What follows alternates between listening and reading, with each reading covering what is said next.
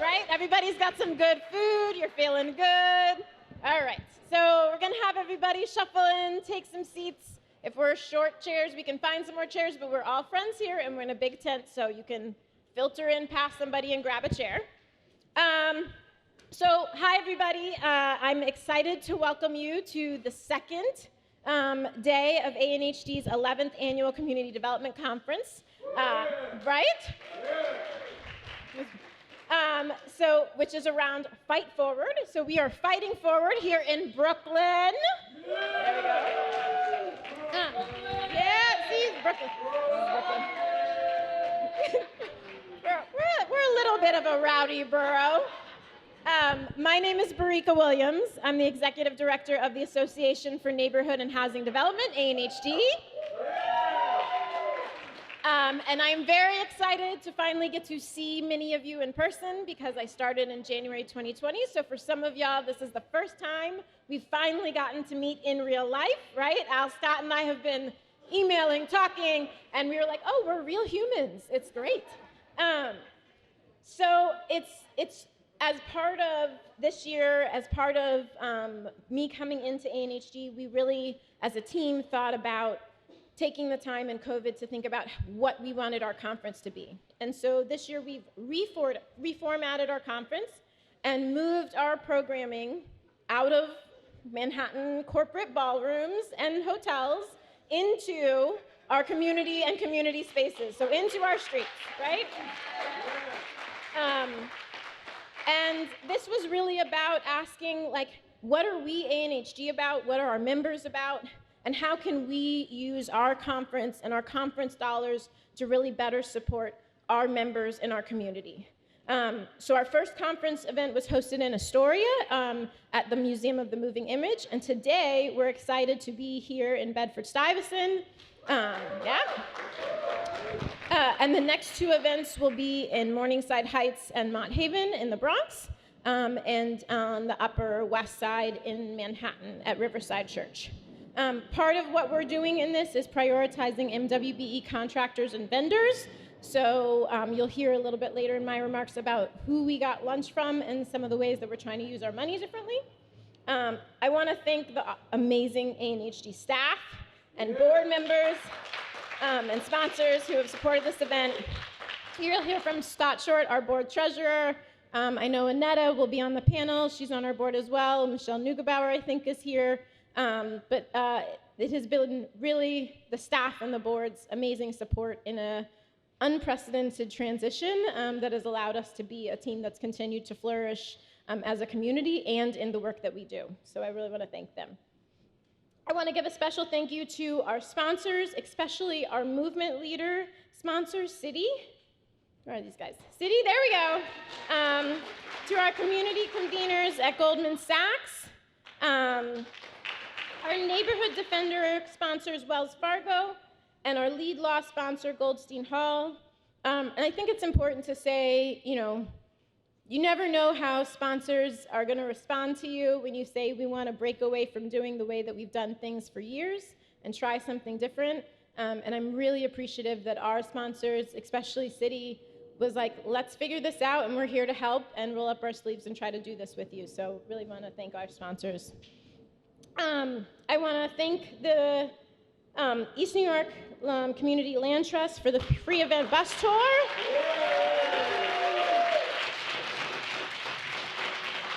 So a huge thank you to Al Scott and Deborah Ack, right there. To Hannah Nusha and everybody at the East New York CLT for really leading us through a phenomenal tour and conversation and a really better understanding of what's happening in East New York, in their neighborhood, and what they're trying to do to address and solve what really is a housing crisis and threat that they're seeing day to day, both for their homeowners and for their renters, which brings us to today. So before I kick off, I want to appreciate the space that we're in, and huge thanks and gratitude to Bedford-Stuyvesant Restoration Corp for hosting us here today, here in their backyard. Bed-Stuy Restoration Corp is an ANHD member, a longtime ANHD member, It's really a huge pleasure to have, to be in their space and to be able to say we're going to do an event in one of our members' spaces. I love it. So I want to bring up Blondell Pinnock to say a few words, and also let's give her a round of applause as a new president and CEO of Bed-Stuy Restoration.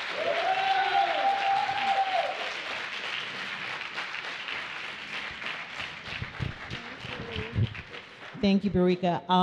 I will be short, and I will just say thank you all for being here. I want to thank ANHD for choosing to hold this meeting in Bedford-Stuyvesant and in our community, because I think we need to be able to do more of these events where people can see the work that you do every single day. I want to welcome all the partners that are here, including Citi and Goldman, and I know that this day will be informative because everything ANHD does is informative. And I look forward to continuing this partnership that we have and seeing more of these meetings held here within our community's doors. Thank you.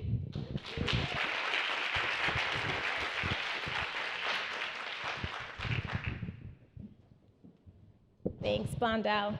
It is pretty cool to have a ANHD event in what is the nation's first community development corporation. So to recognize like that synergy, right? I want to quickly call out Collective Fare back in the back. These folks who gave us the amazing food. And I want to tell you, I'm just going to briefly tell you a little bit about the story. Their co-founder, Latoya Medders, who had to head out.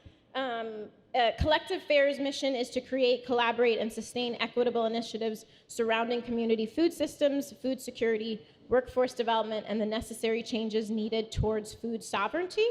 They host educational and training programs. They have catering and culinary education company called Collective Fare that also employs graduates of Brownsville Community College Culinary Center. So they're connecting, bringing folks out of community and out of education systems and into the workforce. And during COVID, Collective Fare shifted their business model to provide meals for up to 400 seniors and immunocompromised individuals every day through a Meals for All initiative.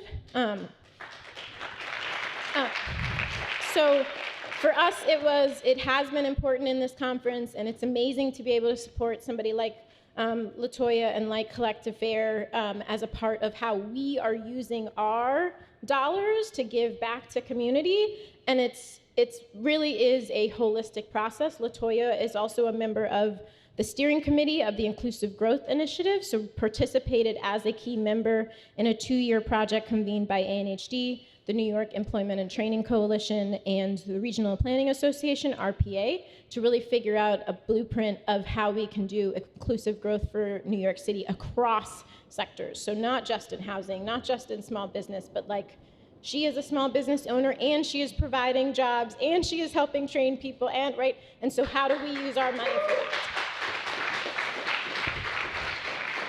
All right, so today we'll be talking about building stability for small homeowners and their tenants, and housing security and stability for low-income homeowners and tenants is often considered to be separate or in tension, and it's an important conversation. Lucy Block with ANHD said the stat earlier today, which is a little bit shocking, which is you realize that 90% of the housing stock properties are in 1 to 4 unit homes, right? So when we think New York City, we think these big multifamily buildings, but it's actually the 1 to 4s that make up a huge part of who we are in terms of housing units and homes that people reside in and day out.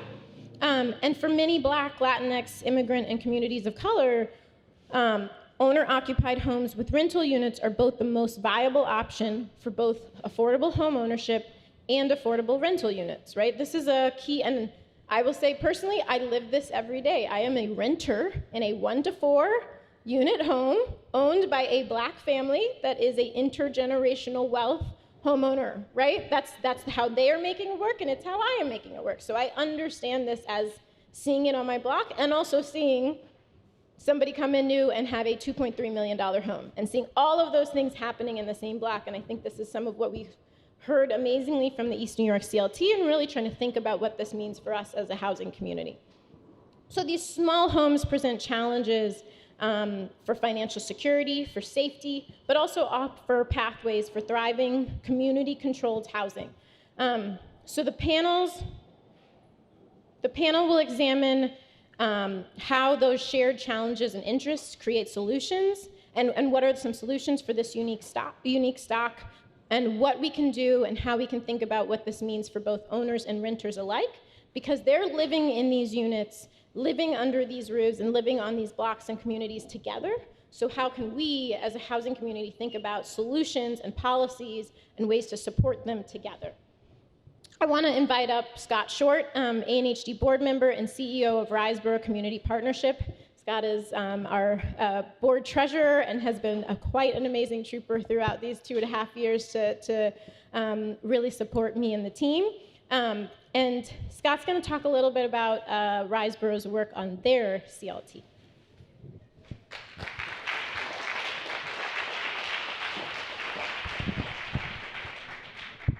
All right, good afternoon, everybody. Thank you, Barika. As Barika mentioned, I'm Scott Short. I am the CEO of Riseboro Community Partnership based in Bushwick, and I'm also the ANHD board treasurer. So on behalf of the board, I want to welcome you all to our conference this year. I also want to acknowledge the incredible amount of work that Barika and Lauren and the staff have been putting in on this conference series. It was an incredibly ambitious vision to bring this conference out to all the boroughs where all the work is getting done.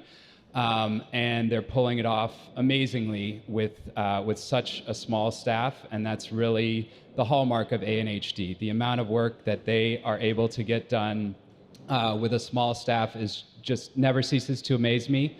And they are really one of the shining gems of the New York City community development sector.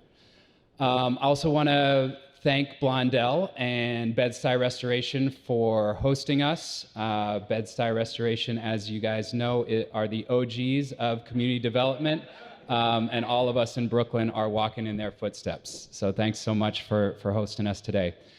So I'm particularly excited to help queue up this panel because community land trusts are a model that Riseboro has been working towards for some years now, and has been embracing in all of our homeownership projects that are currently under development. When I think about the core of Riseboro's neighborhood-based strategy, it's really about helping to create the conditions where people can achieve their full potential so that they and their families can thrive. And we do that in a holistic way that includes youth and education services, senior services, health services, and economic empowerment services. But the core of it is really affordable housing. Because if you don't have a safe and affordable place to call home, then it's really hard to make progress in any other area of your life. So it starts with affordable housing, and for us, that is a mix of rental housing and homeownership housing.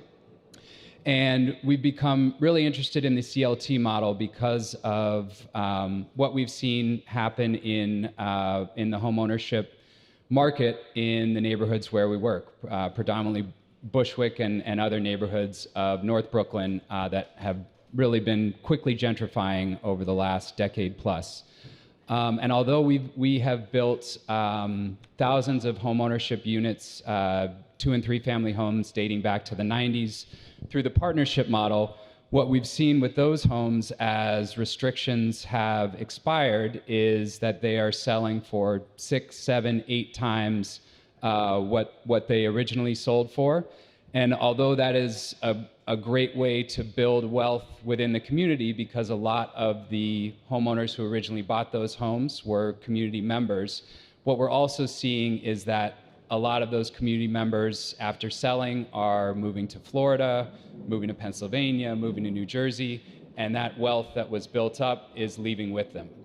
So we started to think about a better way to steward those affordable housing assets to make sure that affordability could benefit the next generation of community members And that's really the beauty of CLT.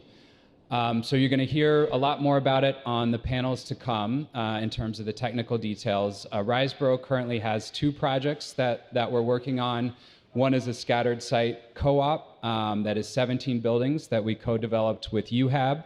And we're currently partnering with Interborough CLT. I believe there are some Interborough reps here as well to try to get those converted. Those have already gone through renovation.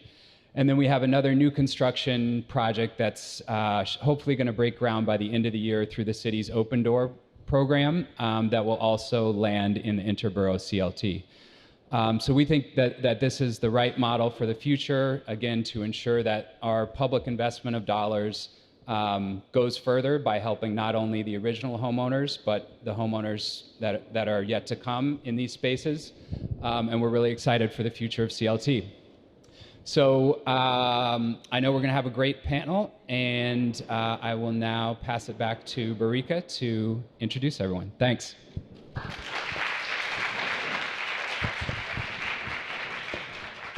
Thank you, Scott. All right, so I'm going to bring up our panel because we might as well jump in and get to it, but I don't want to, I lost where she went. I don't want to not, we had Bernelle Greer, there she is, Bernelle Greer, who came in, and Bernelle Greer is the ED of Impact Brookyln, and also ANHD's new board chair, so I'm very proud to have her as our board chair. So. All right, so let's get to it. We're very excited. So we're going to have a 2-part conversation. So first up, we're going to have a conversation with our government officials around this issue. So we will have Chief Housing Officer for the City of New York, Jessica Katz, and the New York State Division of Home and Community Renewal Commissioner Ruth Ann Visnauskas. And shout out to like 2 awesome women running city and state housing, right? And the conversation will be moderated by David Brand, Deputy Editor of City Limits. Then we'll have a quick Q&A with them. They are government folks, so you won't necessarily see them stay the whole time. They might have to scoot out, so apologies. And they have more events today, I know. And then we'll follow that up with a conversation with our community-based organizations. So that includes Executive Director of Community Voices Heard, Juanita Lewis, Executive Director of Chaya, Aneta Sichiron. I was like, let me not mess this up this time. And Program Director of the Basement Apartment Conversion Pilot Program at Cypress Hills LDC, Ryan Chavez. All right, so let me have these folks come up. I think, Lauren, tell me, I think we're supposed to do a quick photo when you guys come up since I know you have to scoot out. And then we will turn it over to the conversation. All right. Hi, everyone. My name is David Brand, and I'm Deputy Editor of the news site City Limits. You can check us out at citylimits.org. I also co-host the radio show City Watch on WBAI 99.5 FM, and usually have a housing focus on the program. And quick plug, show airs this Sunday, 10 a.m. We have National Low Income Housing Coalition President and CEO Diane Yentel on the program. So pretty good one for our focus. Before that, I was editor of the Queens Daily Eagle, and before that, a freelance journalist and a licensed social worker. I worked in supportive housing, homeless services, and a school over in Canarsie. You know, this is a great event today because I feel like, as Barika said, I'm meeting so many people I've talked to only through Zoom or by phone over the past few years. So making good connections today. And one last plug. Send me tips, observations, rants, ideas, david@citylimits.org.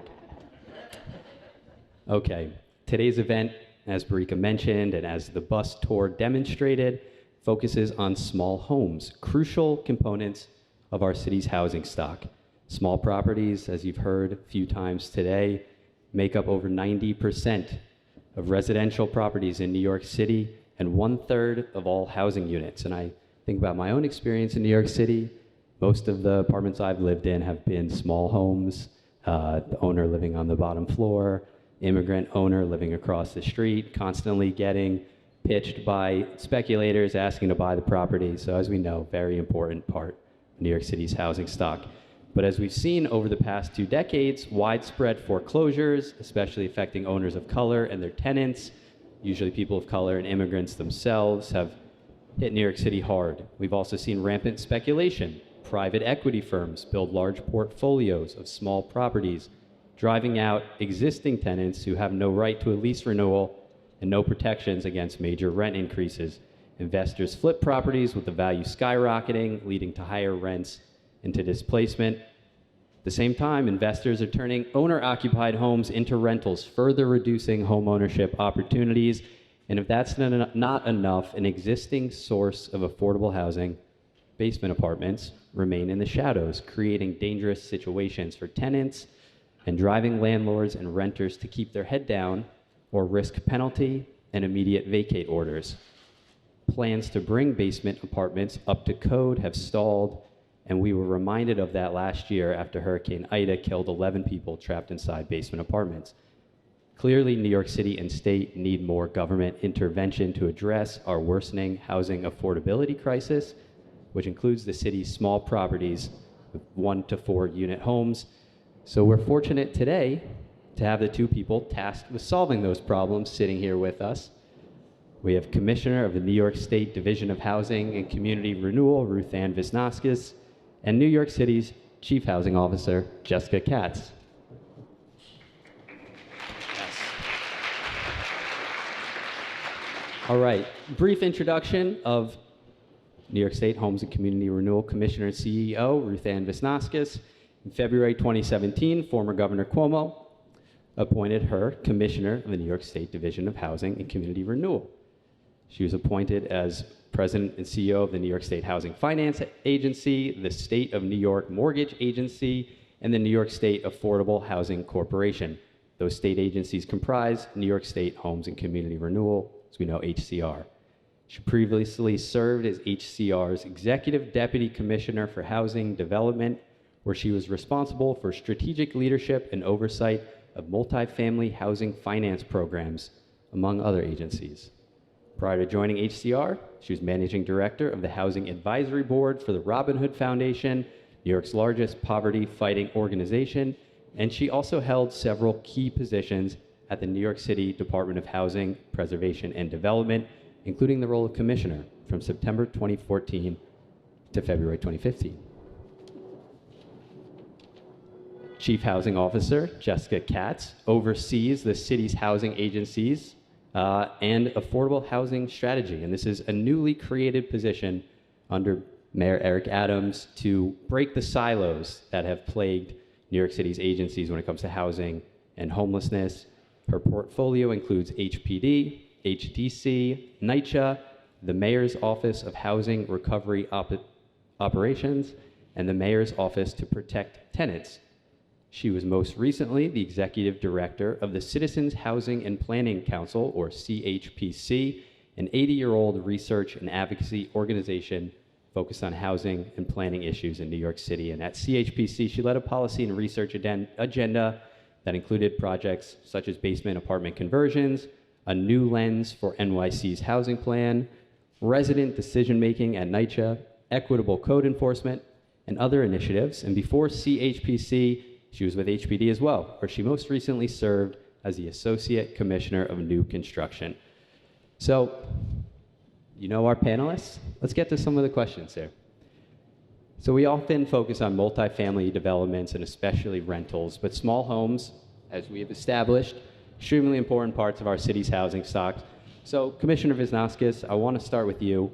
How do you see small homes fitting into the landscape of having safe and affordable housing for all New Yorkers? Thanks. And thank you for having me. This is great. And I sort of can't say enough how nice it is to really see people, partially because of the pandemic and partially because sometimes in these roles you just are very busy and you just don't get to see the people that you work with all the time. So it feels sort of extra special to be here. I also had the privilege of working with Barika for a couple of years when she was in state government and talking about amazing female leaders. ANHD is lucky to have her. So thanks, Barika, for inviting me today. So small buildings, I mean, Barika, said it, right? They are very much sort of the backbone of the housing in the city of New York, and frankly, across the state as well. I think that Jessica and I probably both say that certainly the work that we do at the housing agencies tends to be very focused on multifamily building, whether it's new construction of multifamily buildings or preservation or preserving Section 8 buildings or Mitchell-Lama buildings. But it doesn't mean we don't do a lot of work in the small building space. I think it often gets overshadowed. So I would say I'll make a sort of a point about what we do and then a point about how we could do more. We have a lot of programs at the state that help existing homeowners make emergency repairs, make repairs for accessibility, to try to make sure that people can stay stably housed in small 1 to 4 family homes. We also, while we've been sort of known more for sort of building and preserving, at the state we also have the State of New York Mortgage Agency, Sunny Mae, which provides mortgages to first-time homebuyers, and we do a lot of that work in Brookyln. We do a lot of that work in New York City. Obviously, it's statewide, but we do make homeownership come true for many people here in the city as sort of part of our overall strategy. We also were administering the state's, the federal Homeownership Assistance Fund, which was helping homeowners with pandemic relief. As many people know, there was relief that came in the first wave for renters, and homeowners were kind of left out of that. And then the state was fortunate to receive $450 million from the federal government to help provide relief to homeowners in distress across the state. Additionally, we recently just launched a more specialized version of that in Buffalo, in about, I think it was 11 zip codes targeting traditionally Black and brown neighborhoods in Buffalo, and helping people both with mortgage assistance as well as with repairs and paying for a lot of people have back taxes. Oftentimes when you have back taxes, you actually can't get into a program to help you with repairs. So really trying to get sort of comprehensively at that issue to get people on their feet. So I think and I could go on, we have some other things we do, but I do think we both acknowledge the role of small buildings, value the role of small buildings in the city and the state's fabrics, and also have a lot of programs to try and help people stay stably housed. But I think we can do more. I think one of the things we have realized, certainly at the state in the last couple of years, is that there is not a lot of stock for people to buy. Sorry if I'm giving too long of an answer, but I have a lot to say. There's not a lot of affordable stock for people to buy. So we really need to get at where we can provide grants to homeowners to stay in their homes. We can give mortgages to first-time home buyers. But if no one else can find a house to buy anywhere because the prices are too high, we really need to tackle that issue too. So in our last budget, we were fortunate to receive about $400 million over the next 5 years. And we are using that, and we just launched some programs to get at construction of 1 to 4 family homes in New York City and around the state that are affordable to low-income families, so that there's something for people to go buy. As we were having this conversation internally yesterday about how interest rates are going up, and sometimes you would then see housing prices fall, but certainly in New York City, rents don't seem to fall very often, home prices don't seem to fall very often, and so if we're not producing affordable stock on the homeownership side, there really is not that opportunity for people to get the chance of homeownership. So we're trying to do a lot. We can drill down on some of those shortly, but I want to hear from the city's perspective. Chief Housing Officer Katz, how do you see small homes fitting into the landscape of New York City's affordable housing? Sure. So before I start, just thank you to ANHD, to Barika and Brunel for having us here. And it's really nice to be out in the community and, not knocking the Midtown Hotel chicken dinner. Have gone to many of them and will continue to, but it is really nice to come and be here with my colleagues and my neighbors to be at this event today. And David, because you have to introduce yourself, it means you don't get to do the real glowing version of your resume. David does such amazing public service journalism that pushes us and pokes us in government every single day in all the right ways. So much so that I recently gave an interview to another journalist writing an article about what a great job David was doing at his journalism. So we really appreciate you even when you're scaring the you-know-what out of us, so thank you. But we're here to talk about small homes and homeownership, and as Ruth Ann said, that is sometimes feels like a relatively small part of what the housing agencies do and gets overlooked, because at the end of the day, fundamentally, New York City is a city of renters, which sets us apart from a lot of other places across the city and the country. That said, the only way that we're going to take take full advantage of our entire housing stock, many of which are homeownership and smaller homes, in order to bring to bear that entire housing stock to help promote and protect us against the affordability crisis that we're facing. The only way that we're going to close the racial wealth gap is by really taking a hard look and being able to come up with some programs that address those buildings and those homeowners.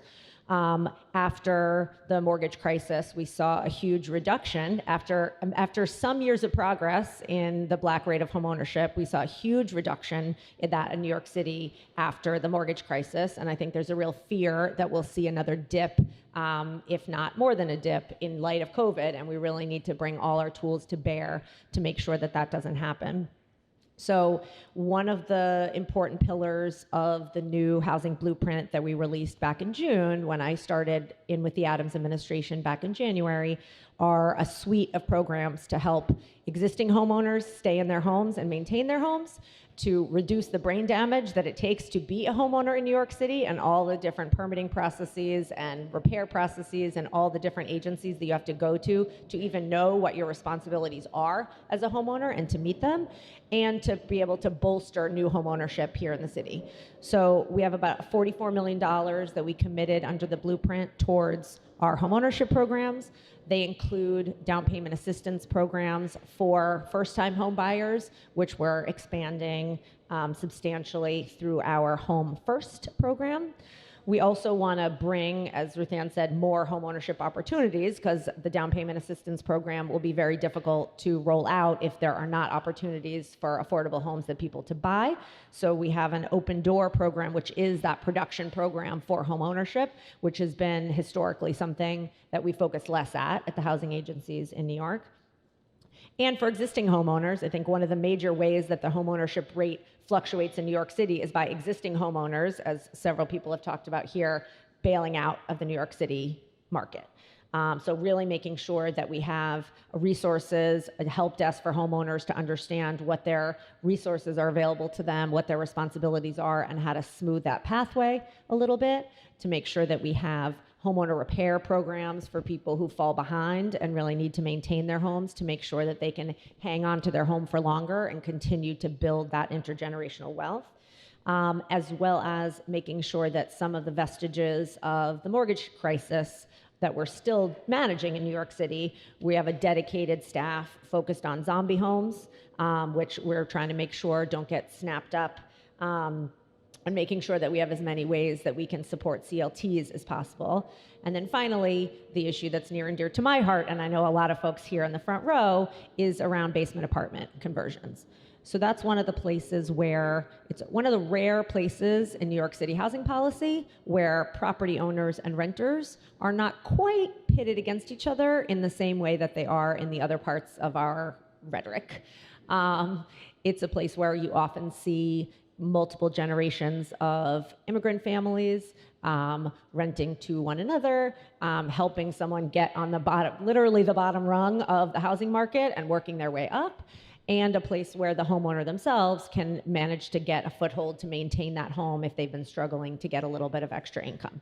That said, it's also the place with the most severe regulatory thicket and the most severe administrative burdens to make it work, and it's created a tremendous amount of risk both for the tenant and for the homeowner.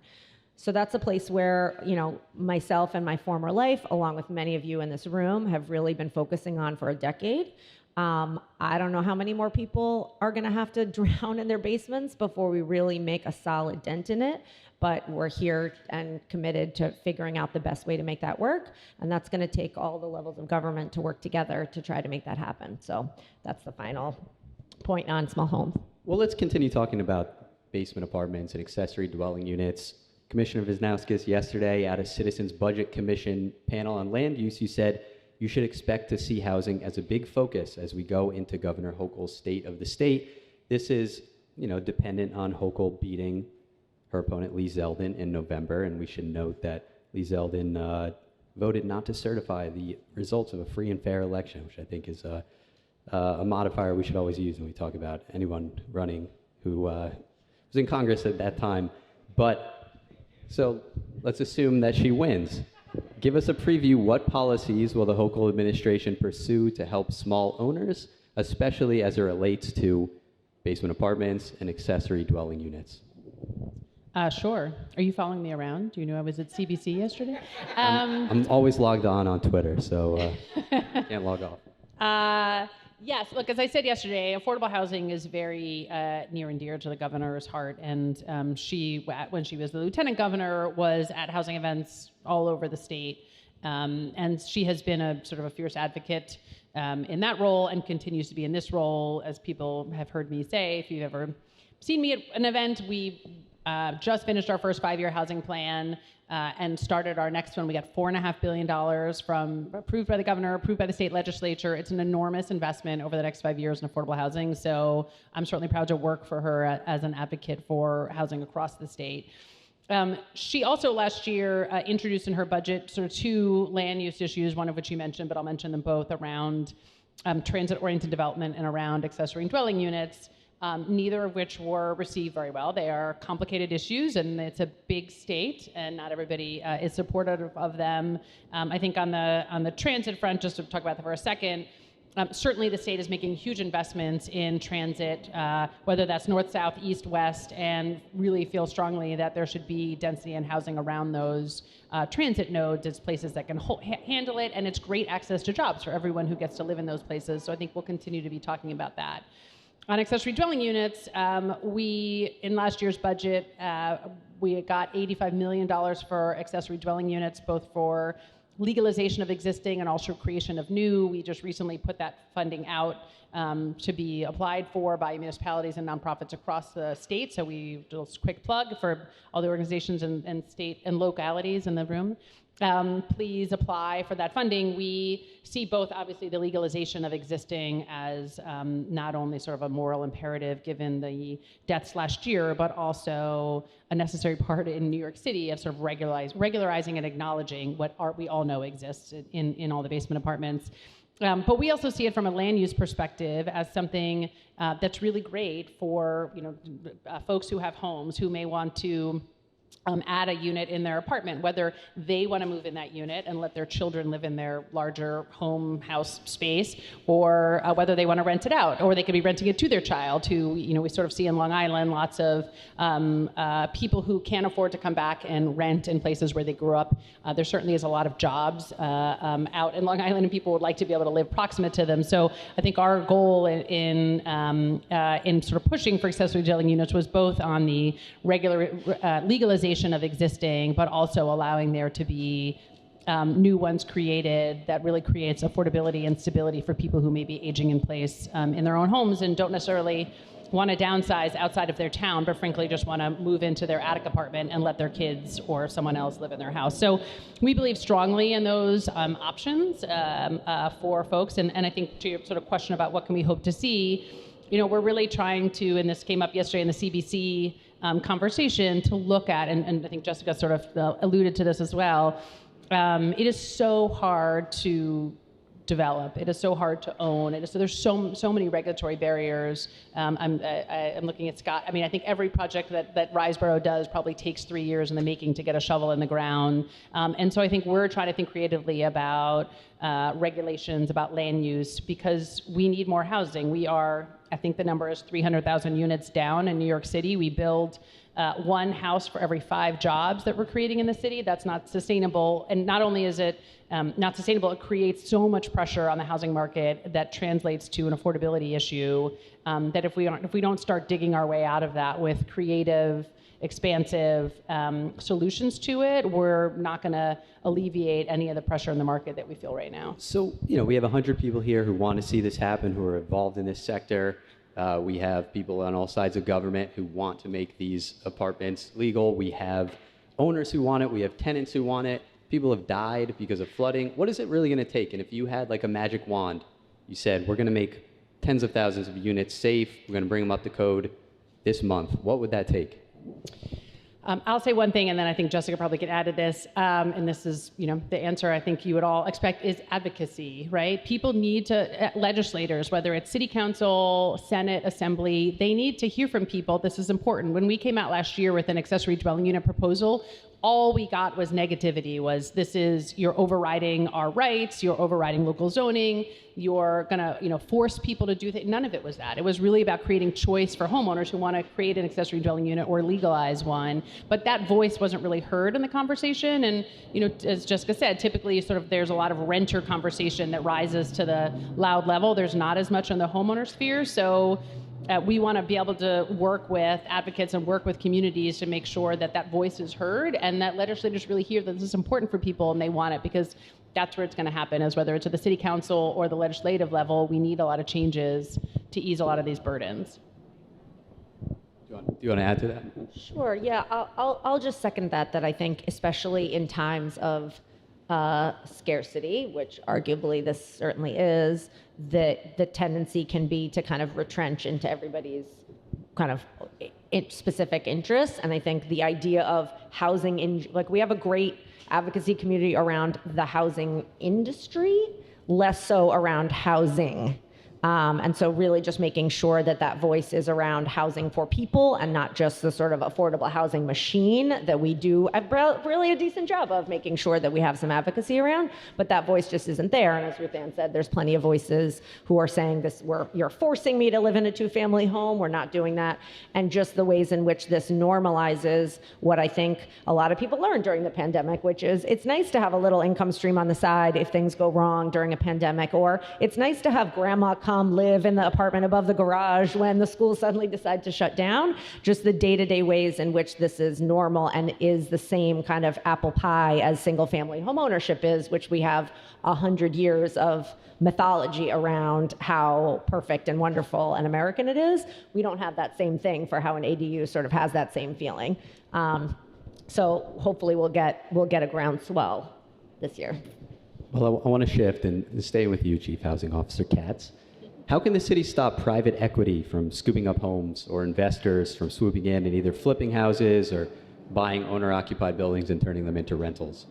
You can increase housing supply to make that a less attractive option for people. I mean, the attractiveness of a 2-family home in Queens to a private equity provider is directly linked to the fact of how scarce the housing market is. So that's one way. And then another way is to help create some of these homeownership programs to help homeowners compete. And given that affordable housing production would be maybe a longer term plan, is there a quicker solution? I mean,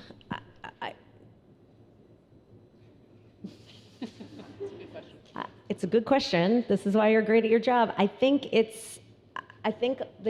we've done the easy things. I think we're at hard things now. Okay. Another question for both of you. We'll start with Commissioner Wisnauskas. What impact would good cause eviction protections have on landlords and tenants? Can I add one? I'm going to add one additional comment to the last question you asked, which is that I think one of the things, and Jessica and I are very focused on this, is also at the resources at the federal level. So we both have the luxury of working for a mayor and a governor who put resources into affordable housing, and that's incredible. But we are all limited in many ways by the federal resources. And while the low-income housing tax credit was sort of like the greatest thing that happened to the construction and preservation of low-income housing in the country, that was passed in 1984, 5, 6, I forget which year, and we haven't really had a lot since then. And so we need more resources from the federal government, and there's recently in the last year or two this proposal for a home ownership sort of like development tax credit, sort of again to get at the sort of supply side.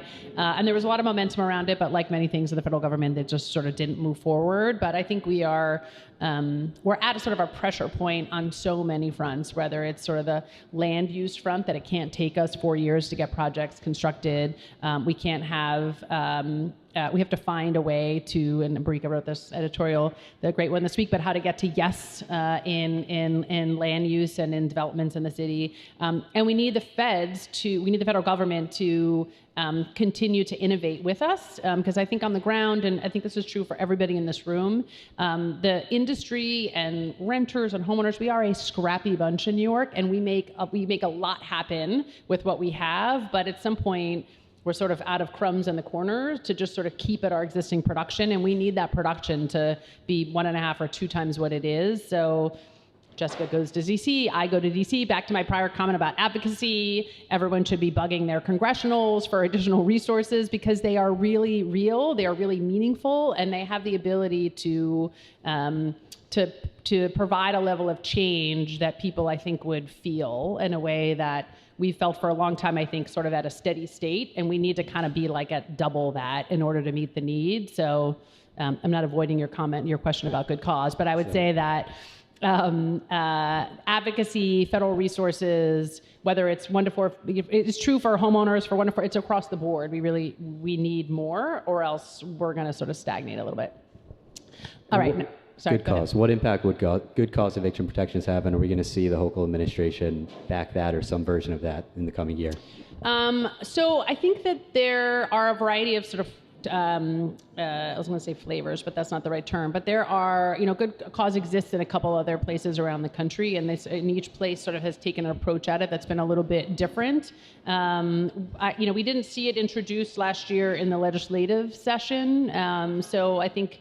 I can't really speak as to where the governor will be on it come next year, but I think that it certainly has become part of the conversation in a way that it certainly wasn't 2 or 3 years ago. I think there's some big policy issues, whether it's land use, vouchers, good cause. I'm not supposed to ever say, I think 421A, but 421A. All these sort of big policy issues that are in the that have come back year over year. I think they're all sort of like bubbling in a way, sort of to my last comment about we're at this sort of very pressure point on supply and on affordability. And so I don't think any of those things will, drop off anytime soon and will remain part of the conversation, which is good. It's good for housing policy. It's good for the discussion. And is the Adams administration going to support good cause or some type of some version of that?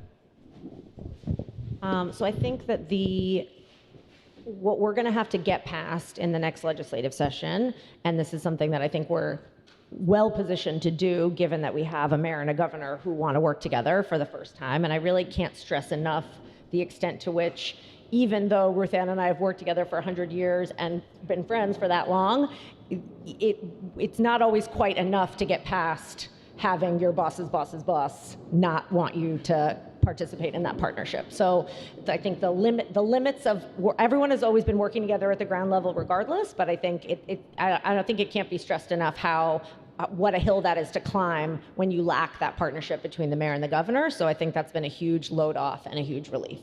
And I think that all the efforts to protect tenants existing in New York City, including good cause or some version of it, I think are only going to be successful if we incorporate a massive increase in housing supply.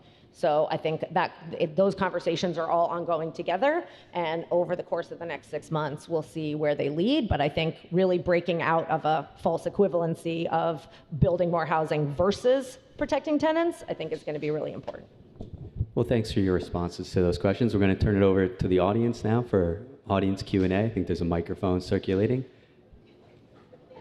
Oh, the microphone. So if you have a question, you can go to the microphone, which is located right there on the stand. So good to see you, Commissioner Wisniewska and Chief Housing Officer Katz. I was actually saying to Barika, it would have been so great if we all sat together up here. So clearly we are aligned in our ultimate vision and goal to address the affordable housing crisis, and specifically the role that accessory dwelling units, basement apartments can play in solving this problem. So a very specific question for you, Commissioner.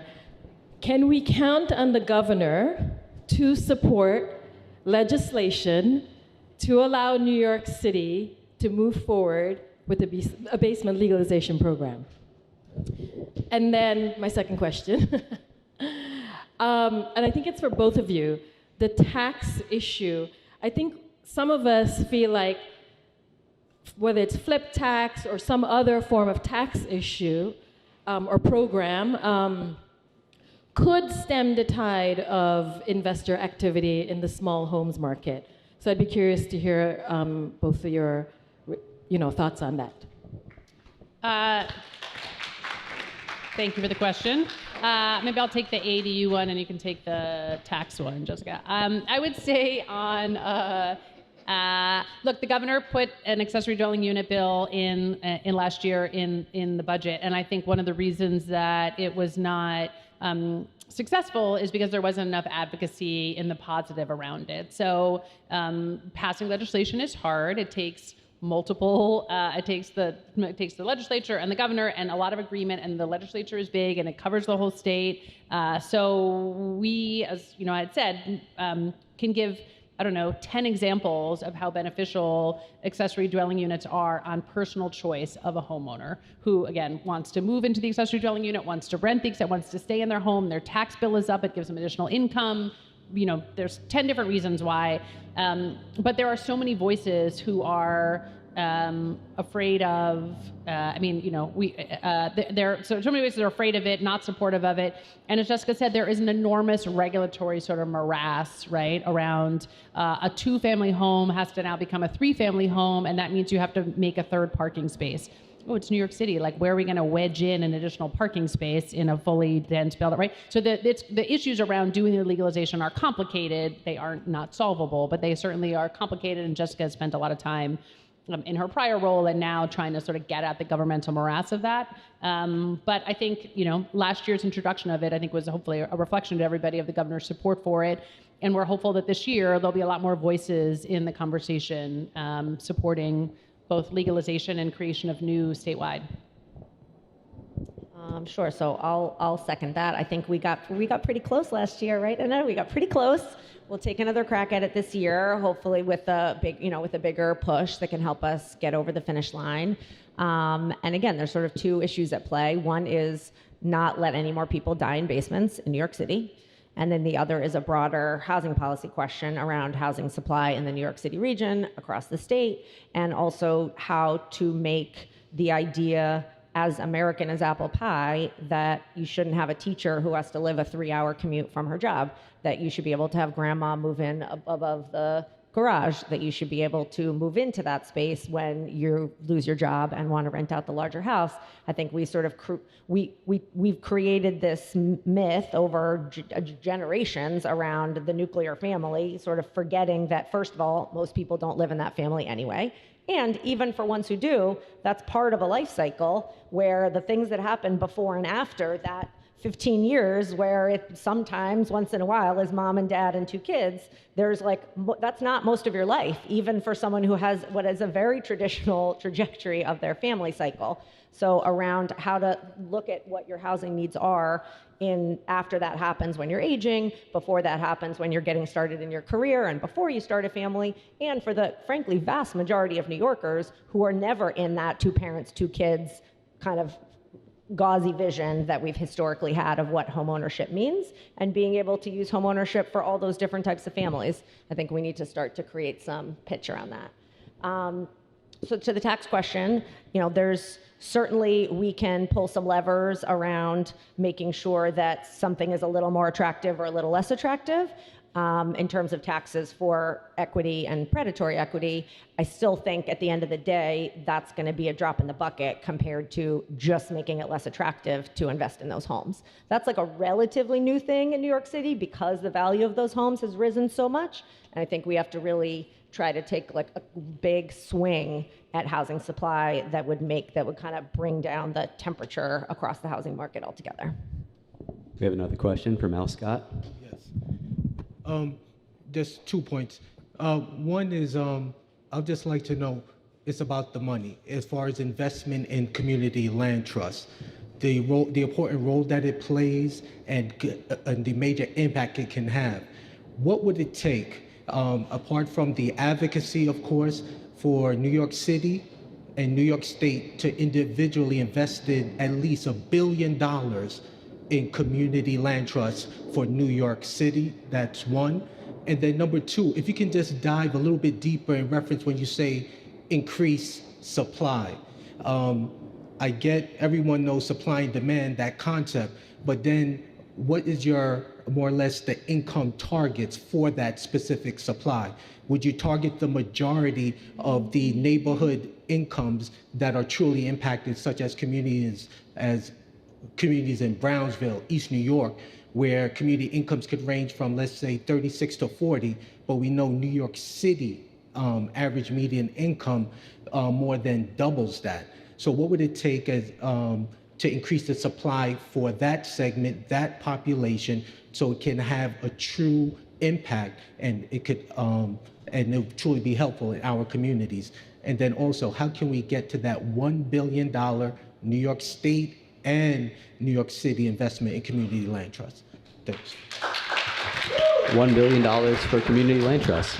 We'll start. I would say on the what we mean about supply, and we I think both sort of dimensionally mean lots of things. So I think we need supply sort of across the spectrum, and from my perspective, certainly across the state. And so it sort of means different things. But I think one certainly important thing that it means is that for every nonprofit organization in this room and sort of beyond has at least 3 or 4 projects in the pipeline, maybe 5 or 6. Certainly at the city finance agency and at the state finance agency, when people come in the door now, so it's October 2022, we're telling them we could maybe get to your project like December 2023 because we have so many projects that have come in before you. So if we're going to unlock more affordable supply and we need more resources, we have thousands of units of housing that we could start construction on today or in the near term if we had the resources from the federal level to do it, but we're stuck because we have limited resource from the federal. So I think there's a huge opportunity to get that affordable supply built in Brooklyn, in New York City, and across the state if we can keep advocating at the federal level for more resources. And that supply is meaningful, right? It is 100% sort of the affordable, the supportive, the low-income home ownership. It's all those opportunities that we want to provide. So, I think there's a real. I think everybody feels the pressure, and we see it in. I think the city sees it in their lotteries about how many people are applying and looking for apartments. We see it in our Section 8 voucher program where people have a voucher and they can't find an apartment to rent because there just aren't apartments to rent, or there aren't apartments to rent where people, that's close to transit or close to schools, or there just isn't enough sort of accessibility and there's not enough choice for people in housing. So I think that's sort of what we're driving at when we talk about supply. On community land trusts, there was some funding, it was very small in the state budget last year that we worked with a series of land trusts across the state to get that money out and to them. So I think we're very supportive of them. We work really closely with the land trust sort of entity in the state to make sure we're trying to meet their needs, and certainly looking forward to doing more of that. Sure. So on the supply question, I think that means different things in different parts of the city, right? I think the number one thing, and this is a little far afield from the homeownership small homes question, is preserving the supply that we have. So the New York City Housing Authority is the single largest stock of permanently affordable, deeply affordable housing stock that we have.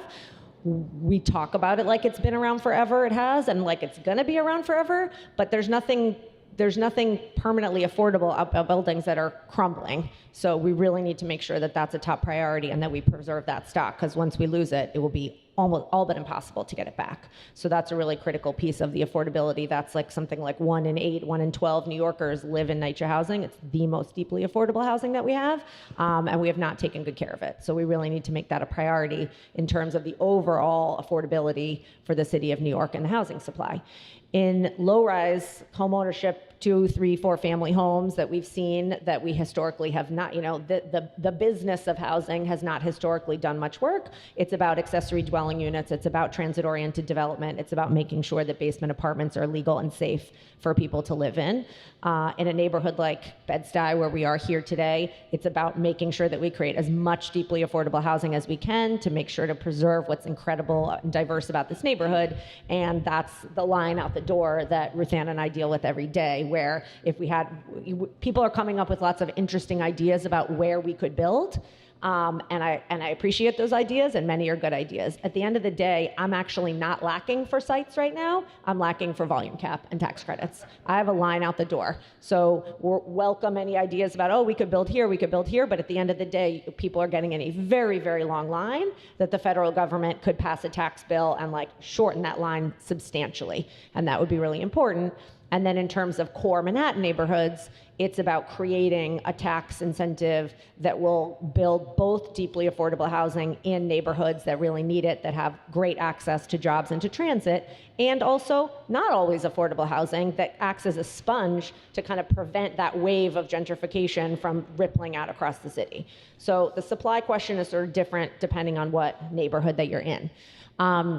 CLTs, and I'm sad I'm not going to be able to stay for the whole rest of the day to hear more about what's the latest in CLTs around the city, but CLTs are really at an incredible tipping point here in New York. It sort of started out as like a historical idea that people used to do a long time ago, and now maybe it's time to bring it back. It was a advocacy movement for a while, and now we're really at the point where there's a tipping point where the rubber's meeting the road, where we're starting to see a lot of actual action through the CLTs, in large part through advocacy of everybody here in this room today. So I think the CLT movement and the CLT, I don't want to use the word industry, but the CLT of action and not just the CLT advocacy is really starting to gain some steam. So that's been really exciting to see how that grows over time, and something that we're really supportive of and want to find ways to do more.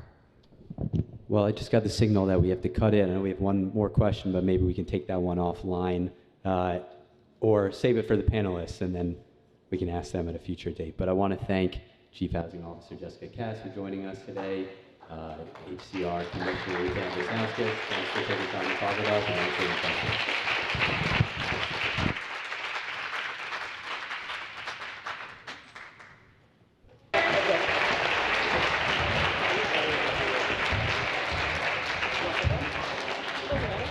So we have the next group coming up, and I just want to note for everybody, Ruth Ann and Jessica both had time constraints, which is why we couldn't do one big group panel, but they know these folks and they talk to them, and we wrestle with them all the time, so we're all used to being on panels together, so we appreciate them making time. And then I will turn it over to David, and we are going to kick off with the next three.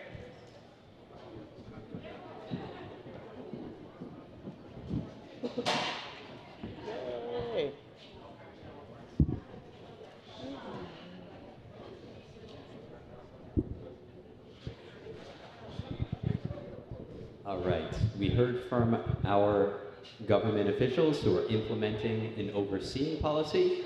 So now let's hear from the people who are pushing them when it comes to that policy and working in the communities to help protect tenants and small owners and to build those bridges. First, we'll start off with Aneta Sichiron, the Executive Director of Chaya, who we just heard from a moment ago. Great question. For 2 decades, Aneta has championed positive change locally and internationally. Her leadership roles include Director for Policy and Advocacy at United Neighborhood Houses and Executive Director of South Asian Youth Action, or SAYA.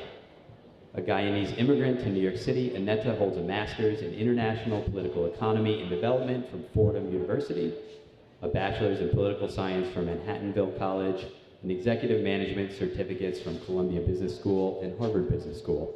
She serves on the board of ANHD as well as the New York Immigration Coalition. Next up, we have Community Voices Heard Executive Director Juanita Lewis, who first joined the staff of Community Voices Heard in 2009 as the Yonkers organizer. She then became the Westchester County lead organizer, and she was later elevated in 2016 to Hudson Valley Organizing Director, and she became executive director in 2021. She began her work as an organizer in 2004 with the Minnesota chapter of the Association of Community Organizations for Reform Now, or ACORN. In her role as Westchester lead, she led the organization's countywide expansion, which resulted in securing funding for the Westchester Housing Needs Assessment. She lobbied for Ban the Box across the county, and she's going to provide a perspective from outside New York City that I think we need here. But she was born and raised in St. Paul, Minnesota. She graduated from the University of Minnesota Twin Cities with a Bachelor of Arts in History and Political Science, with her Master's of Advocacy and Political Leadership from the University of Minnesota Duluth. And finally, we have Ryan Chavez, the Program Director for the Basement Apartment Conversion Pilot Program at Cypress Hills Local Development Corporation. In this role, Ryan leads the city's first ever program to convert basements into legal rental apartments. Prior to this work, He was working for several years as a community-based planner focused on issues of climate resiliency, industrial retention, renewable energy development, and environmental justice. Ryan holds a master's in city and regional planning from the Pratt Institute. So let's just give a round of applause for our three panelists before we start. All right, Aneta, I want to start with you. Real basic question here, but I think a really important question. What challenges do tenants in small homes face? Thank you. Let me just say a little bit about basement apartments and why they're important.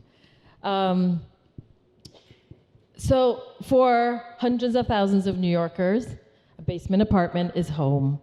It's where they raise their families. It's where community members raise their families.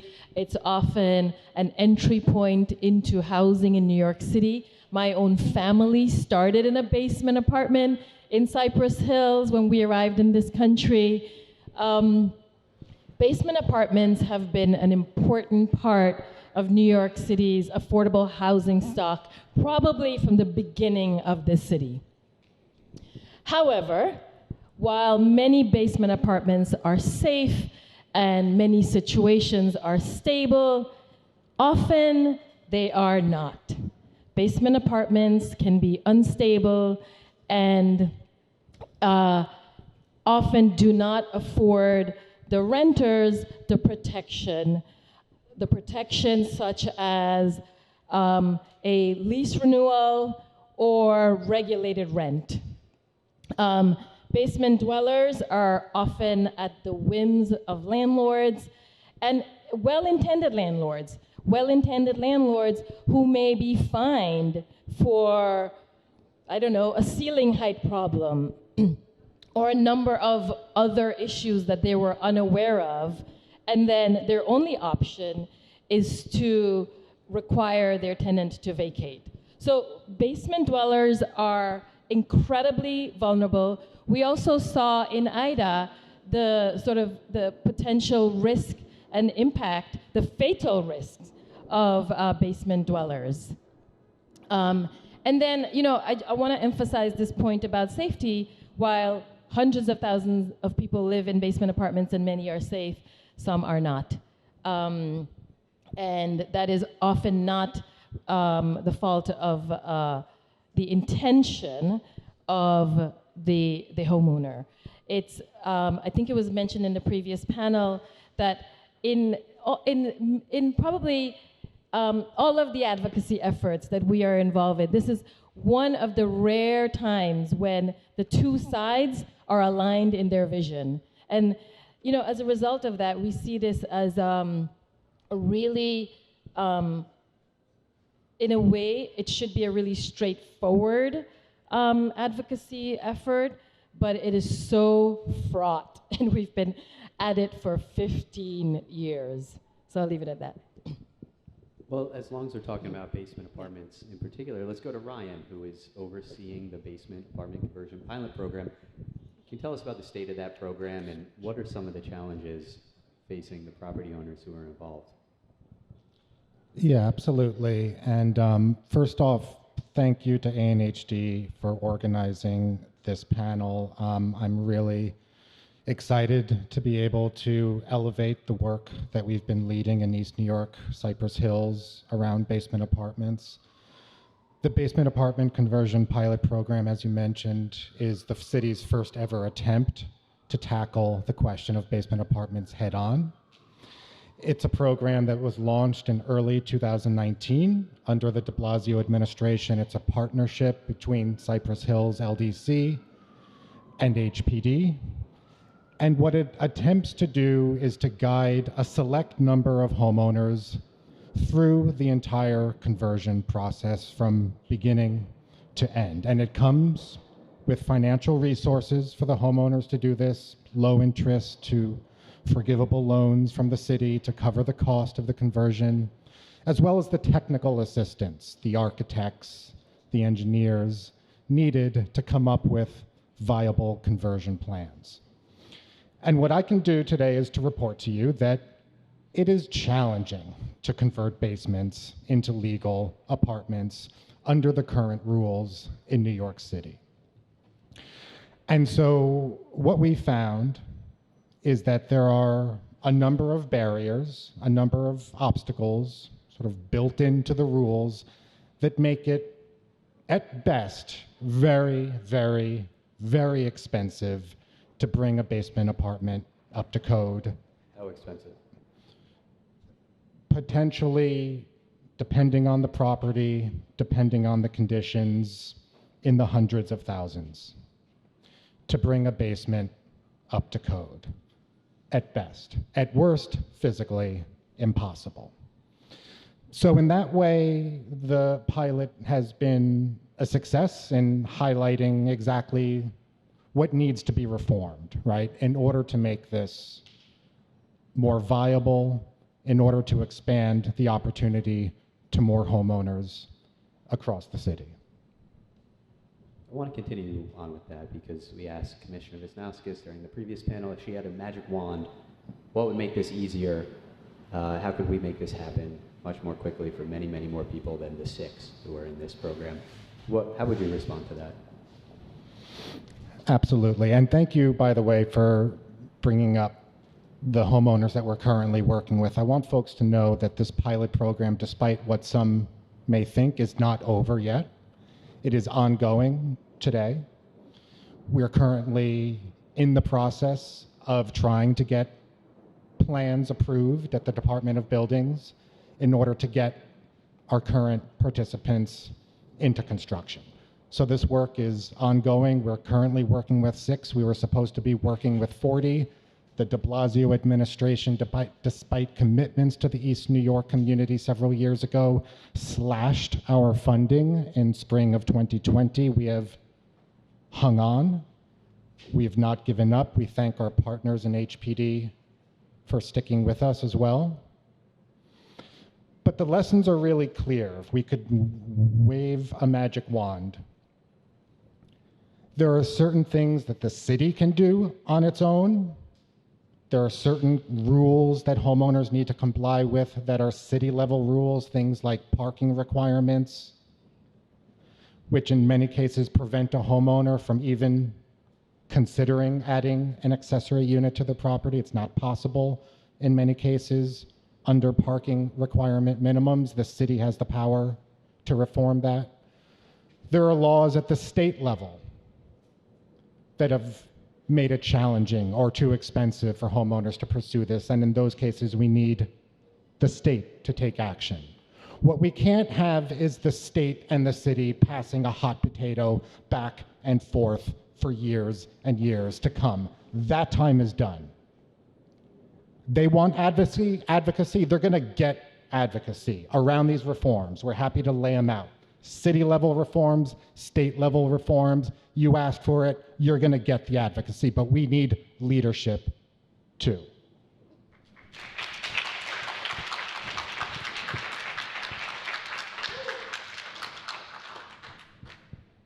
All right, let's turn to Juanita Lewis with maybe a perspective outside New York City and what you're doing to ensure small homeowners and tenants can stay in their homes in the area surrounding New York City.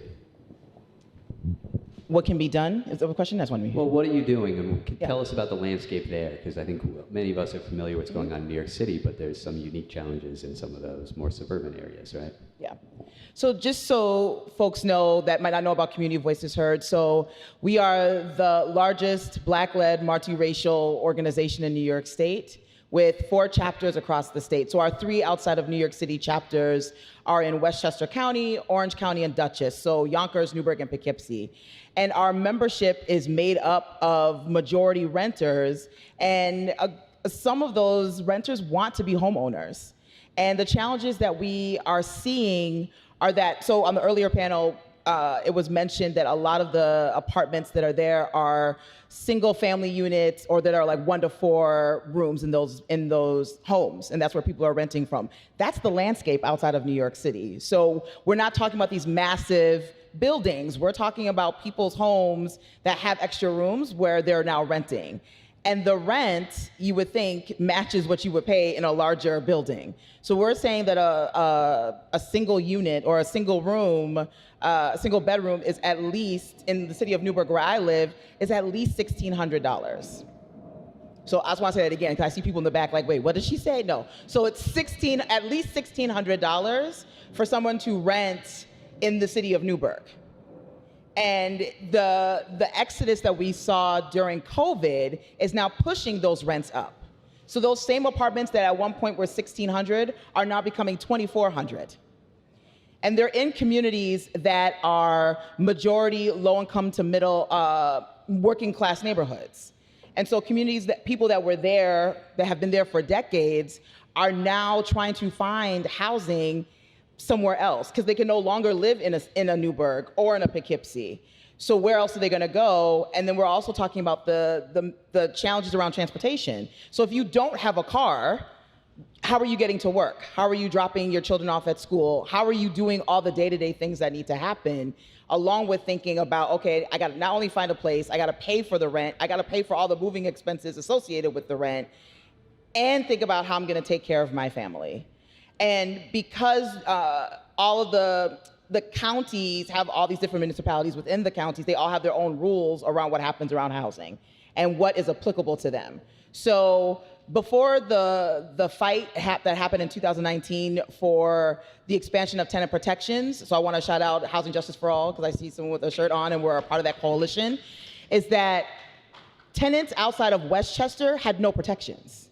So a landlord could just say, it's time for you to leave, and didn't have to provide any advance notice, didn't have to help you find a new place to live, none of those things. And so then you're now tacking on the increase of homelessness. And so it wasn't until this coalition started coming together and really advocating, so as a group, as the call now about advocating and advocacy have been happening, we have been advocating and will continue advocating to make sure that these policies are not only passed but enforced, because now we started to see some protections for tenants in those homes. The next level of protections we want to see is good cause eviction. That needs to happen. Not we'll see if it happens, but needs to happen to protect the rest of these tenants that are in these particular dwellings.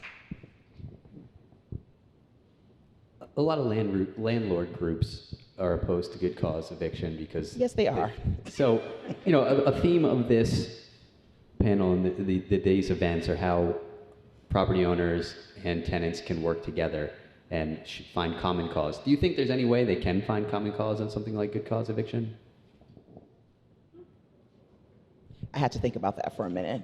No, so I'll say that there are some landlords that do want to protect their tenants, but there's no one organizing those landlords, because we see the real estate industry is throwing millions and millions of dollars at political candidates. I know this is a nonpartisan event, but I'll be clear, right? That there are candidates that are beholden to the real estate industry, which is why we don't see the type of robust policies that we need to see happen to transform our communities in a way that protects tenants. But there are smaller landlords who understand what it means to be a renter, that want to protect renters, that are not organized in a consistent way for their voices to be heard in this fight. And so with some of the tenants that we've been working with, and we've been saying, like, introduce us to your landlord if they're interested in this, and being able to have those conversations with them about what does good cause mean? How does this benefit not just the tenants, but how does this also protect the landlord, the property owner?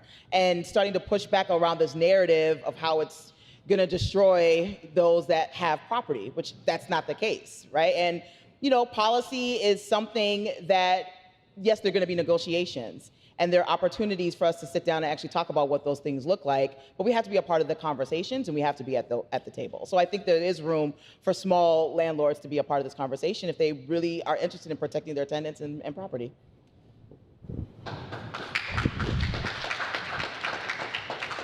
Now, you're all housing experts, and you have special expertise in specific areas. And so, Aneta, I want to start with you on this question. How have investor purchases of small homes impacted the community that Chaya serves? Well, I would say I think this is a really serious issue, and Chaya published a report in 2018 and then a follow-up report about a couple months ago on this issue. because we've seen this be a significant problem in Queens. I think primarily it's reducing the number of available units in the market for LMI communities.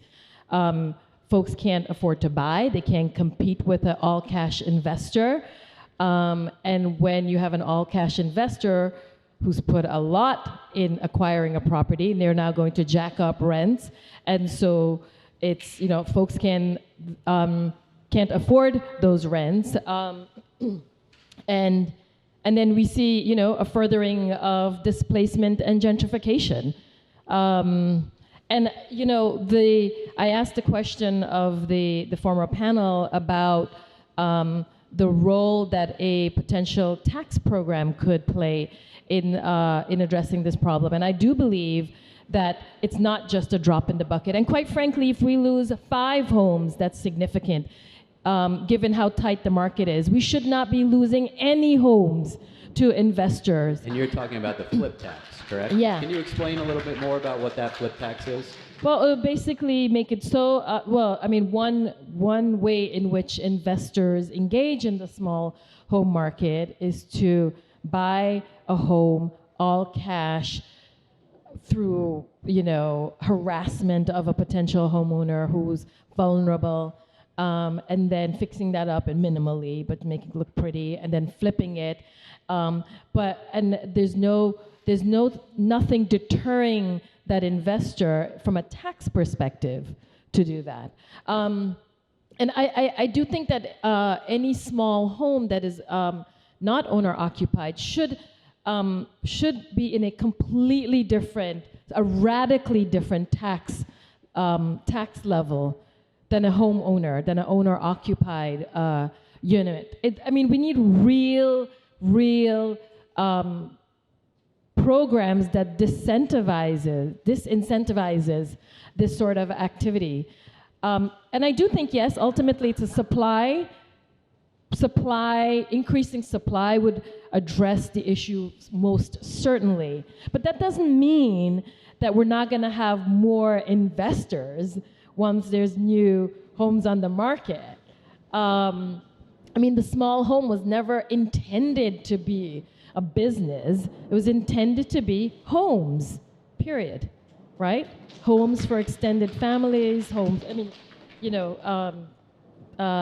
Housing Officer Jessica Katz talked a lot about what a small home, the sort of American dream, apple pie, small home sort of story, but I didn't hear any compelling commitment or understanding of what the potential role that a tax program could play in addressing that problem.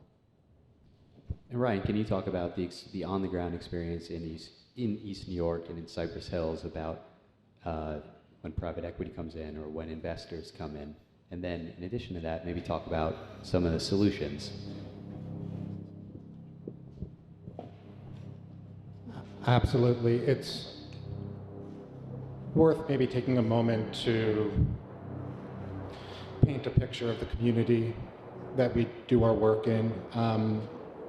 I have the honor of working in and serving the East New York community. East New York is a predominantly Black and Latino community, a burgeoning South Asian community as well. It's a low income, working class, moderate income community. It's a neighborhood in many ways characterized by its small home housing stock as such. It's one of these neighborhoods in New York City that has this base of homeowners of color, homeowners who depend on these properties in many cases as the sole source of wealth for their family, and not just for their generation, but for the next generation after them. The homeownership that you see in East New York is not only critical, it's also vulnerable and precarious. And it's worth pointing out that East New York happened to be the first neighborhood selected by the de Blasio administration for rezoning under his affordable housing plan. This, after years, decades of disinvestment and neglect, suddenly the tides turn. You see a renewed interest in the community. You see what some might call investment. Nothing wrong with investment in a community. The question is, are you investing in the assets and the people that are already there? Are you building on, are you enriching with those investments what people have built, or are you extracting with your investments, looking to take what you can and discard what you don't need? And so since the rezoning, yes, absolutely, we've seen a renewed interest in East New York. We've seen an uptick in speculative behavior, moves towards house flipping, an upending of all that the community of East New York has fought so hard over the years to build and preserve. It's a critical moment. There's various tools to fight back, but East New York is on the front line of this type of fight in New York City. Can you talk about the tools? We've mentioned some others here already. Some were mentioned on the last panel. Community land trusts, tenant protection policy, basement apartments. Basement apartments, long in existence, long neglected. Can't be neglected anymore. Not after Ida. Can't ignore it anymore. I'm sorry. Now is the time for this city to add new tools to their toolbox. The old ones aren't working anymore. We need to invest in, we need to pilot, we need to try out new strategies and tools. Basement conversions, as I think Jessica mentioned on the last panel, it's one of those rare cases where you're not going to have the homeowner and the tenant necessarily at each other's throats. There's a mutual support there built in to that arrangement. And I think that it's long past time for the city to develop a new toolbox in terms of how to support both homeowners and tenants and communities at large.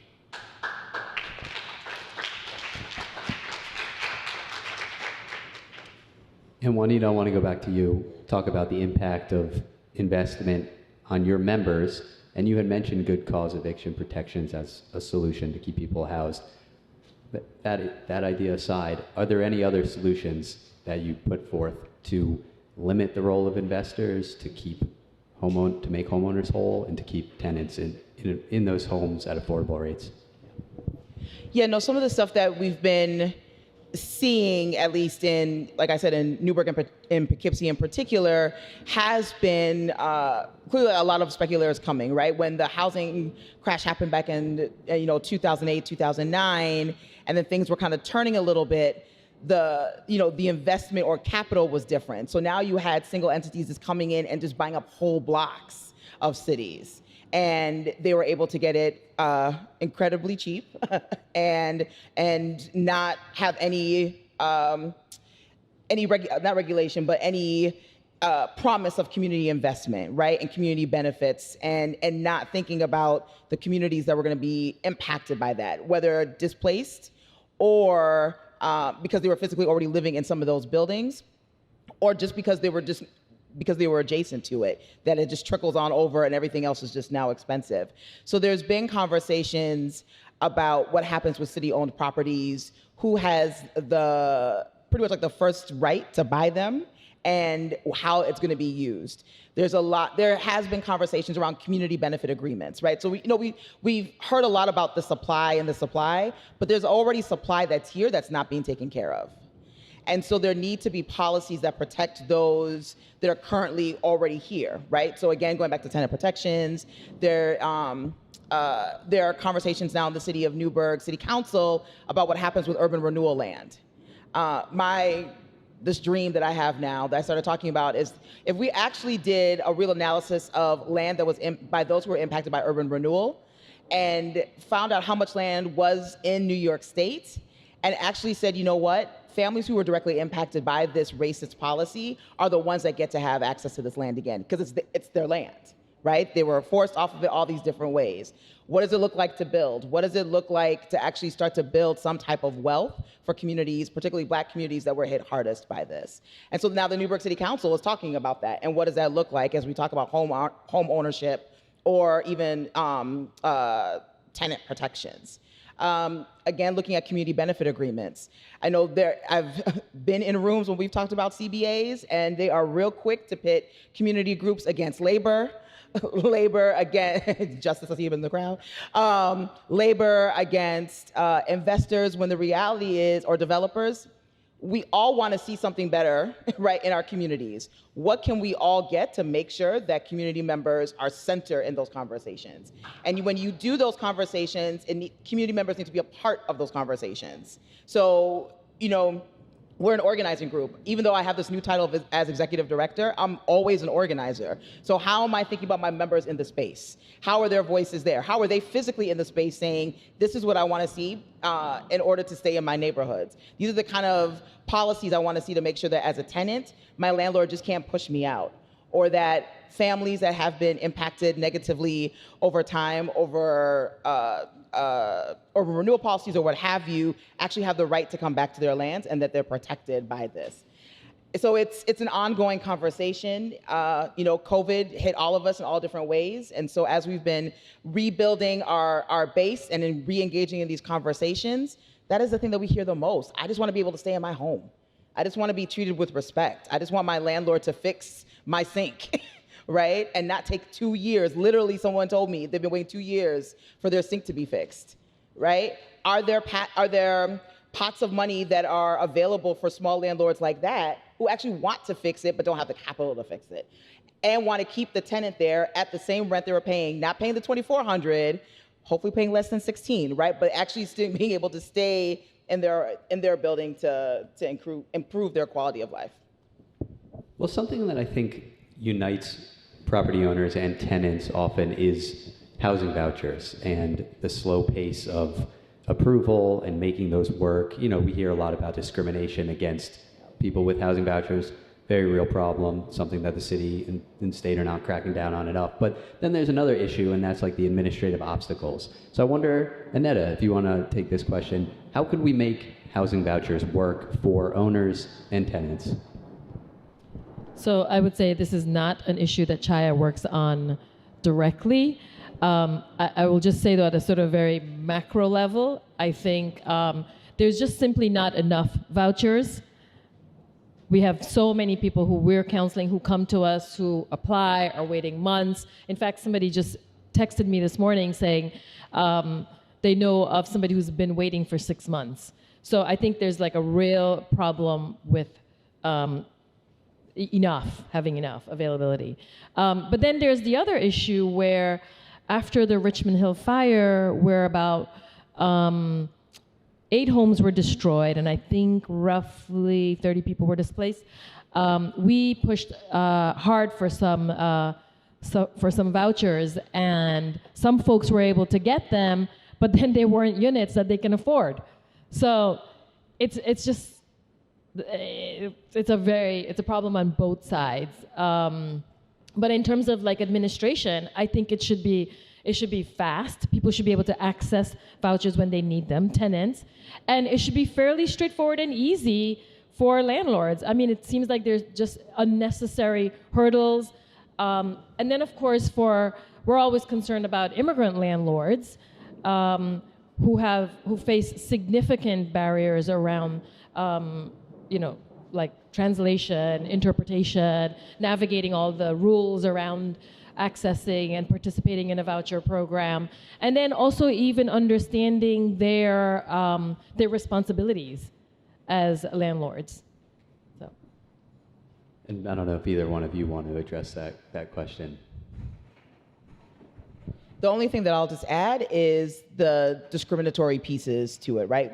Even though source of income law was passed in Westchester, and we're seeing stuff happen in the state, people are still being discriminated against just of how they could pay their rent. So what is some of the administrative pieces that people can actually go to and say, I think I'm a victim of this, right? Who do I talk to, and how do I get swift action, along with and making sure that rents are affordable that cover the amount that the voucher is for, because those two are always out of sync. So someone can have a voucher for a 3-bedroom and the rent doesn't match the rent that's being asked for. So now this person is still trying to find a place to live, and there's, you already have a certain amount of time to be able to use that voucher. So then now you're again back in this cycle of housing instability and housing insecurity.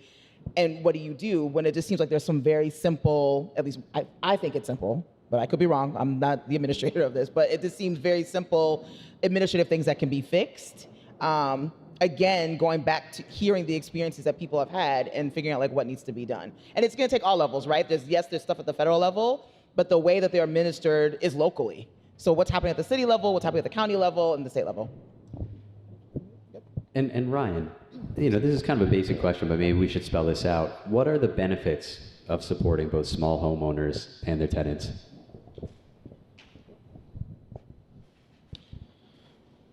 Yeah, of course. It's, as was mentioned on the first panel, we're talking about 9 out of 10 properties, residential properties in the city, right?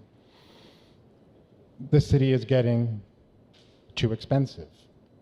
And I think that in a lot of cases, people focus on the tenant side of that crisis, right? And that is a crisis, right?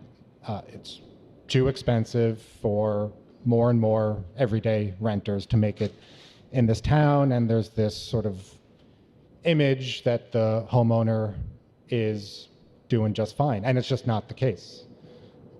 There are homeowners in the city who have worked very, very hard to earn that property, that asset for themselves, their families, and in the end, their community as well.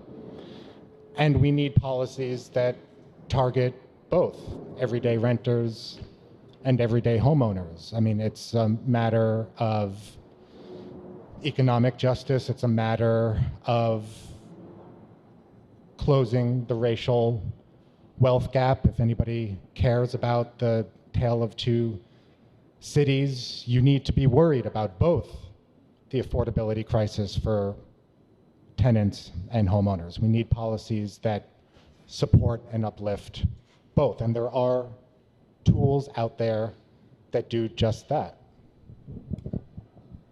We'll stay with you and we'll go down the line here. Is there anything that gives you hope or anything that you see on the horizon that makes you optimistic that we are going to be able to tackle this issue of affordability and keeping people in their homes? Yeah, if I didn't have hope, I wouldn't be able to get up every morning and go and do the work that we do and come to these types of events to be with all of you. I don't think there's any doubt that you're seeing a renewed energy around issues of economic and racial justice. You see that in the housing movement, you see that in the climate movement. There's just a renewed energy and focus and determination. And I don't see that going away anytime soon. But there are certain issues where the opportunity only presents itself momentarily, and you need to take it when you have it. What's an example of that? Again, as somebody who works on the question of basement apartments Monday through Friday, I think that we have that moment right now around this question. In the aftermath of Ida, a month away from the 10-year anniversary of Sandy, I think that we're at that moment right now where there's a really strong focus on this issue. There's political opportunity, there's energy among the advocates, but I don't think it's inevitable that that opportunity stays with us forever. We need to strike while the iron is hot.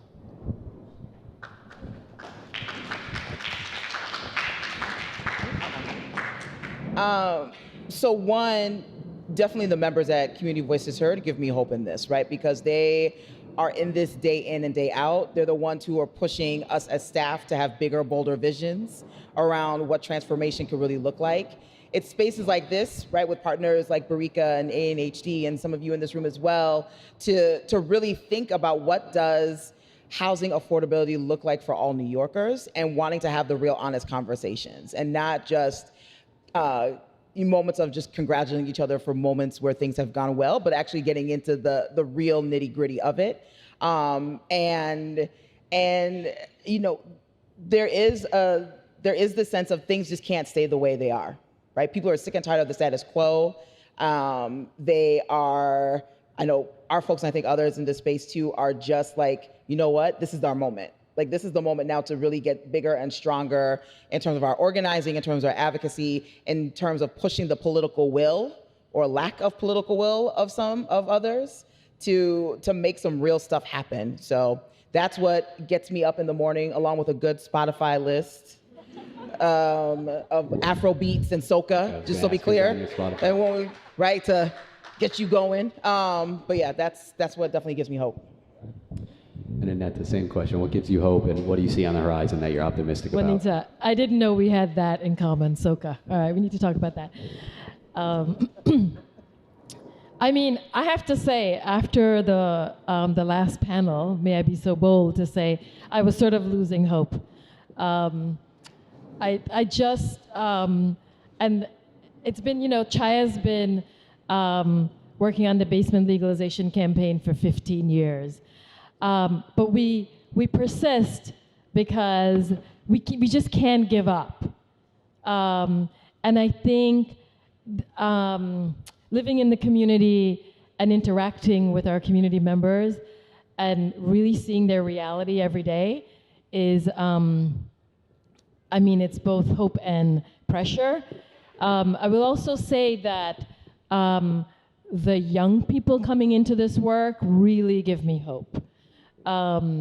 Because I think their approach is, it can be challenging, but I think we're gonna get there faster because of their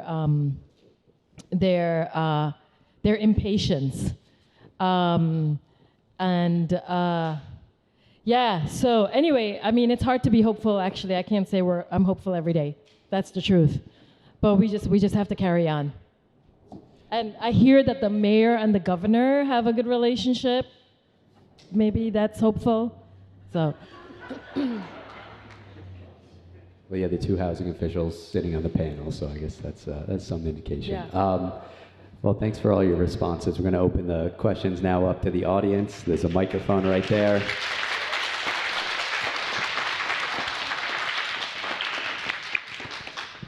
Yes, sir, what's your question? Hi, my name is Sean Boyd.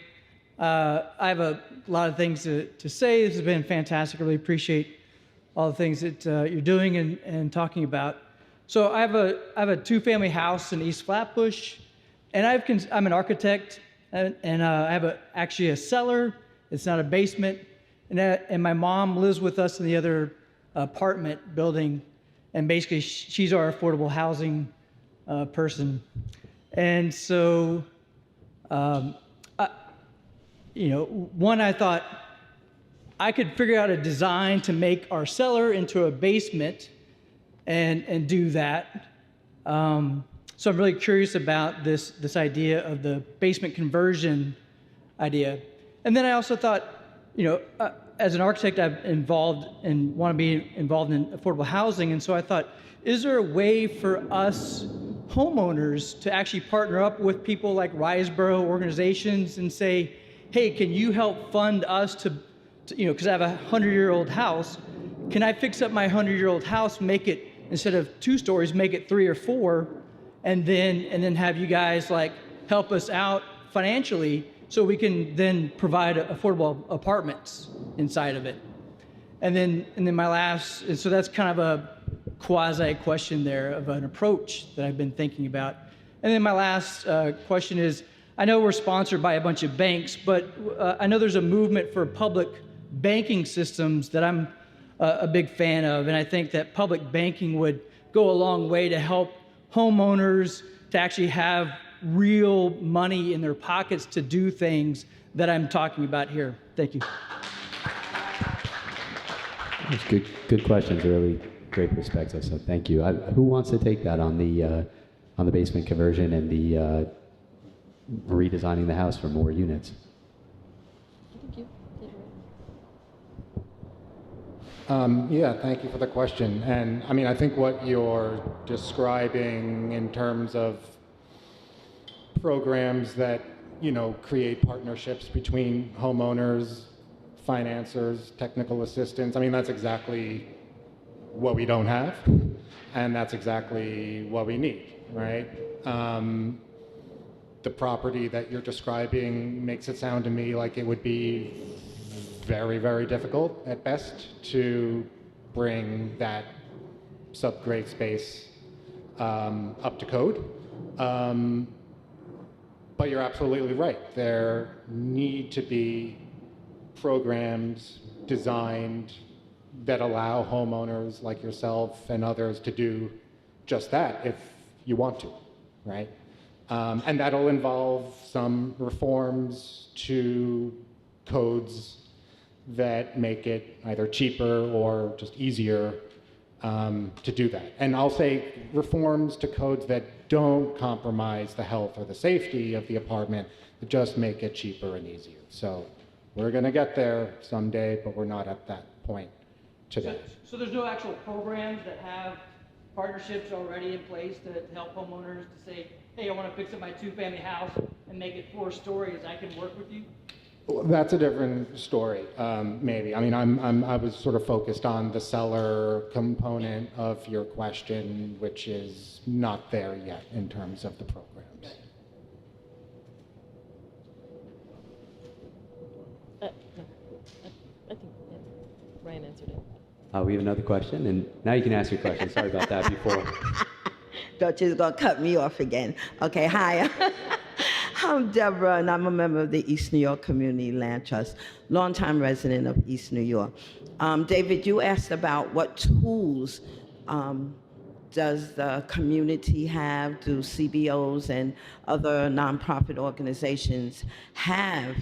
And I just want to bring up the topic of TOPA, which is the Tenant Opportunity to Purchase Act, which will help protect tenants in a 1 to multifamily building if the landlord or the homeowner decides to sell that building, that the first people to be eligible to purchase that building would be the tenants. I also want to bring up another tool, which is COPA, which is the Community Opportunity to Purchase Act. That's where the same thing, if you want to sell that building, that home, the community, a CBO or a CLT, would have first access to purchase that building. I believe these 2 tools that I mentioned are still in legislation, so I'm asking everybody, contact your council members, contact your elected officials, and tell them to sign on to these 2 bills. These bills will help preserve homes and tenants' rights. There's another thought I had, it just left me. Okay, I just wanted to mention those 2 things. Thank you. But just, keep those are tools that we can use. Also, don't forget about the Community Land Trust, where we want to purchase the land, because in East New York, there's over 220 vacant lots. We're in a housing crisis. Why are these lots sitting empty for over 20 years? The Community Land Trust would like to purchase the land, build on the land, lease out to the community, and ask the community, what do you want to see on this lot? We're tired of the high-end developers coming into our community and building 10, 12-story buildings. I'm really hoping that 421A program is nipped in the bud, because they are not interested in building 1 to 4 family homes anymore. Only things the developers are doing are building high-end luxury buildings that the community cannot afford to live in. Let's bring back those 1 to 4 family homes.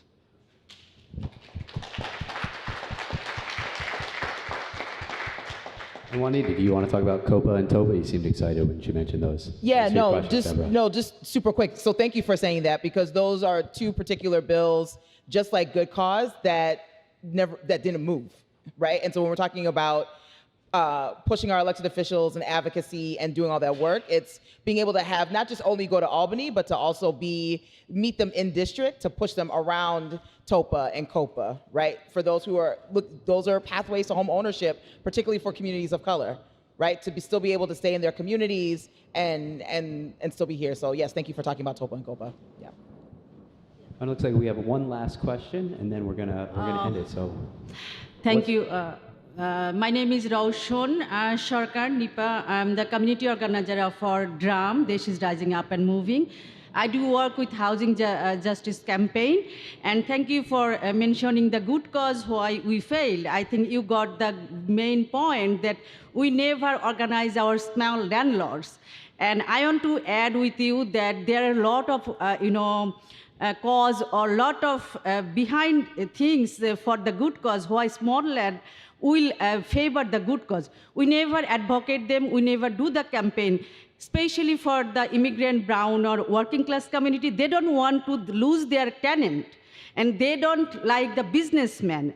They do the tenant, they actually have their tenant because of affordability, because they are also same working class. As you mentioned, that working class person bought a house 10 years, 15 years with hard working, not for the, so they want to come back as a friend. What we did the last year campaign in the grassroots, where we do every door knocking, we do the postcard signing, they all are saying, we don't want to lose the tenant, right? So there are a lot of things we have to work, and thank you for mentioning that, and we hope we will work next time. The question is, so you feel that we didn't campaign with our landlord or small landlord, so do you have any strategy for the next year? Yeah. How much time do you have? About just another minute, and you can close this out. I can make it quick. I can make it quick. Yeah. No, the first thing that we would need to do is definitely just do an analysis of like small landlords that we have in some key areas, particularly in the districts of elected officials that were not supportive of Good Cause or TOPA or COPA, right? And starting to build relationships with them to be able to have some input and some influence on those electeds. That's the first thing that comes to mind. Well, I want to thank all three of you for joining the panel today. Juanita Lewis from Community Voices Heard, Aneta Sichiron from Chaya, and Ryan Chavez from Cypress Hills Local Development Corporation. Thank the three of you. Thank you to ANHD, and thanks to everybody in the audience.